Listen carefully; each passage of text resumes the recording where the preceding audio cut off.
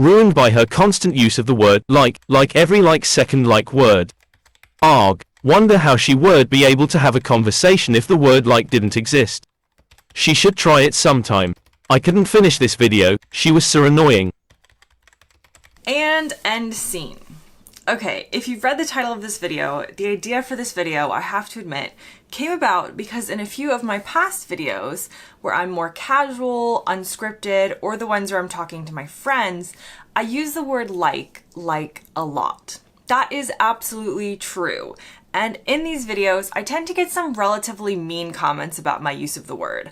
I don't mind people pointing things out. You're not wrong for noticing or for commenting on it. Discussion is always welcome in the comments, but you might be surprised, or not, the amount of comments I get from people like this that have no other point but to be mean. Now, I don't take this personally because you can't when you put yourself out there on the internet, but this did get me thinking, why do I say like so much? I didn't teach myself how to talk. I learned it from somewhere. So where did I and other Americans learn it from and why?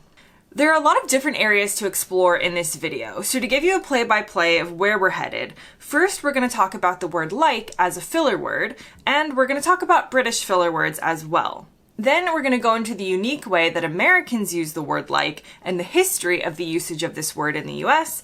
Then we're going to finish up by discussing the overall history of language policing and how this also exists within the UK and beyond. So let's get started. It's true that Americans use the word like very frequently. Of course, all English speakers use this word in terms of saying I like something or do you like this, but Americans use it in plenty of other ways, including as a filler word, where it doesn't have much actual meaning, but it gets inserted into sentences anyway. Filler words are words that people say in any language that we use to fill in empty spaces in communication. It gives us time to think. We might be thinking about what to say next because we don't know, or we do know what we're about to say, but we're filling the space while we prepare to actually deliver our main message. Our brains sometimes need time to stall, and we fill it with a word. It's an unintentional thing. We all do it subconsciously, and it's actually part of language learning to teach non-native speakers the most popular filler words to help them sound fluent in a language. Different languages have different popular filler words, and as it so happens, like is one of the most popular filler words in the US. The UK also has filler words, but according to this study done by The Independent, other words like okay, right, and actually rank above the usage of the word like as a filler in the UK. But they're still filler words, just different ones. Now, this isn't backed by research because I didn't look it up, but my hypothesis is that when you're communicating with people with similar language and background to you, you more easily filter out their filler words in your head. They aren't as jarring to hear because it's what you're used to. Hence why, if you're British and listening to me, you may notice every single time I say like, but you might not consciously notice the more popular filler words used in other everyday conversation in the UK. Similar to how my brain more easily filters out, or at least is not ringing alarm bells when I speak to other Americans who are using like frequently. However, the use of like as just a filler word doesn't completely explain the usage of the word in American English. It does have an actual history, and we use it as more than just a filler. The word like, as it's used today in American English, actually started in the 1950s with the Beat Generation. This was a subculture movement, particularly a literary one, that began in the post-World War II era. It was rebellious in nature, not physically, but intellectually. It focused on the works of authors like Jack Kerouac, for instance. It was about curiosity and bohemian culture and being an outsider, thinking differently and acting differently. It was an age in these circles centered mostly around San Francisco, Los Angeles, and New York City of a new kind of cool that was artistic, it was offbeat, and it was young. They borrowed a lot of language from the jazz culture of the 1940s, using words like cats, cool, dig, as well as like in an over-exaggerated way. For example, like how should I know? Like he never tells me nothing. It's like a beard. These examples were pulled from Business Insider article published in 2020. But the beatnik generation was only the beginning. Soon, and by soon I mean about 20 years later, the word like began being associated with another group of Americans, this time not young men, but young women, the Valley Girls of the 1980s, a nickname for the girls in the San Fernando Valley in California who were typically upper-class girls and known for hanging out at the mall and speaking in Valley speak. Some examples of other words that were used by the Valley Girl stereotype would be totally and tubular, and I can say totally has totally remained an American everyday language, while tubular, unfortunately, has not. These Valley Girls were mentioned in the 1982 song by Frank Zappa, Valley Girl, which was essentially written to mock them. It blew up in the charts, however, and suddenly, across America, the girls of Southern California weren't seen as something to mock, but, especially to the younger generation, they were a sort of icon for what was then cool. You'll probably have seen these examples in movies like Beverly Hills 90210, Clueless, and Fast Times at Ridgemont High. In this usage, the word like now becomes something much more than a filler word, or to mean attracted to or interested in. It started to become what is known as a quotative, essentially replacing the word said. So an example would be, she was like, I hate your dress.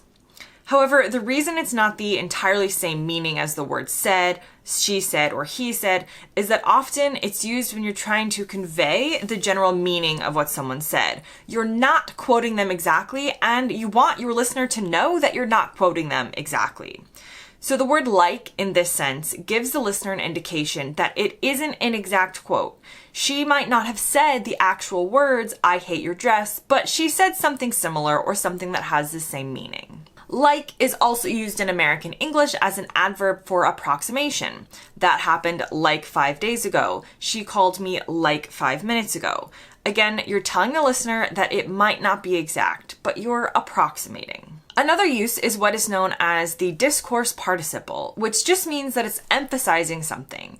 It doesn't give any additional meaning, but it's a way of speaking. For example, you might say, well, you probably wouldn't if you're British, but I might say, I was terrified of that haunted house, like it was really scary. It's calling focus to something. I want you to focus on the fact that I'm telling you it was really scary. Now, like I said, how many times do I actually say the word like in this video? Who knows? You might not use the word like in any of these ways, but my point is that Americans do, particularly those who grew up in this time period. I was an early 90s baby, missing the 80s by a few years, but certainly this way of speaking was generally what I would have heard in suburban America around this time. It wasn't as exaggerated as you might anticipate as seeing it from TV shows and movies, but it was certainly influenced by it. And though people do put this way of speaking on the Valley Girls of the 80s, patterns spread, and it's definitely more than just young women who do and did use like this way. In fact, it's more than Americans who speak this way, but of course, I would agree that of the English speakers, Americans probably use the word like the most. Interestingly, there are other features of Valley Girl speak, like uptalk and vocal fry, both things people very lovingly point out in my comments section, and by lovingly I mean not lovingly at all. These are associated with young American women in particular, but they deserve another video entirely. So let's talk about other implications of the word like in the way I use it, and the debate around whether people should change their speech patterns to better fit into society, or whether this is an elitist viewpoint. Firstly, it's important to understand and realize how influenced we are by where we're raised and how important it is as humans to find our peers, or people that we feel like are in our in-group where we'll be accepted. As I mentioned, it's not like I ever made a conscious decision to use the word like a lot, but that was what I heard around me and what I then mirrored or imitated. If you're an 82-year-old from Liverpool, I would be really surprised if our speech patterns were similar at all, and I definitely wouldn't be surprised that you didn't use the word like a lot, but I might think some of your other speech patterns sound much different to mine and weird to my ear.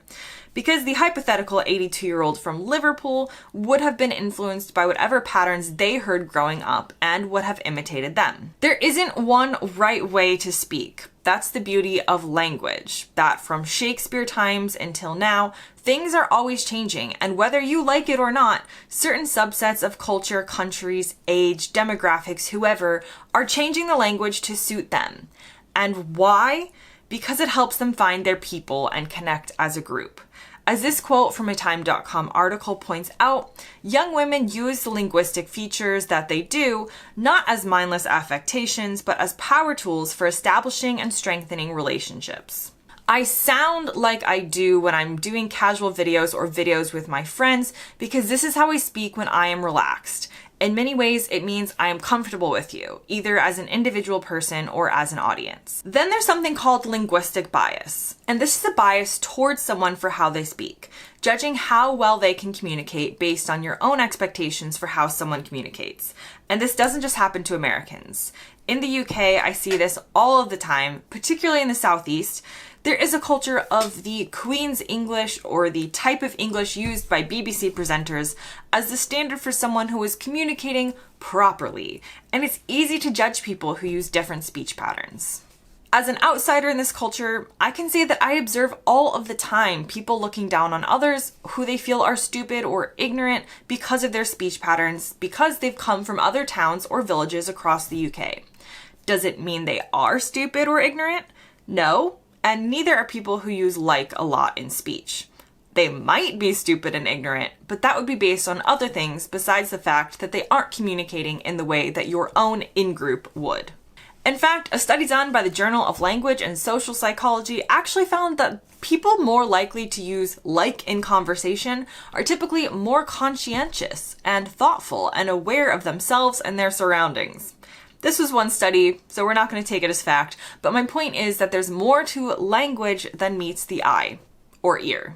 It's also been found that the lack of the word like or other fillers can make speech sound robotic or inauthentic. We might be less willing to trust somebody, hence why non-native speakers of languages are actually taught the filler words. Now, regardless of linguistic bias, I think most of us would all agree that there are probably times in which you shouldn't be speaking as informally as you do at home. When I'm giving a presentation in a boardroom, which I've never done, so I'm not sure why I use that as an example, but let's pretend I was, I would not speak in the casual way I do when I'm filming an unscripted video or speaking to a friend. And there is something to be said for the fact that it can be helpful to teach people of all cultures and speech patterns how to maintain that sort of professional language. Just as there's nothing inherently wrong with wearing sweatpants, but you probably shouldn't wear it to the courtroom. There is a time and a place. And there is an argument that using the word like, regardless of intention, can make someone seem unsure of themselves. For instance, you wouldn't want your doctor to say, "I think you have, like, this disease." But my overall point honestly still stands. I use like a lot because that's how I speak when relaxed. Not because I'm stupid, but because that was the speech pattern I learned to imitate based on the time and culture I grew up in. And if you don't like that, you are very welcome not to watch. That brings me to the end of this video. I hope you've learned a little something. I definitely did while researching. So, tell me what you think in the comments below.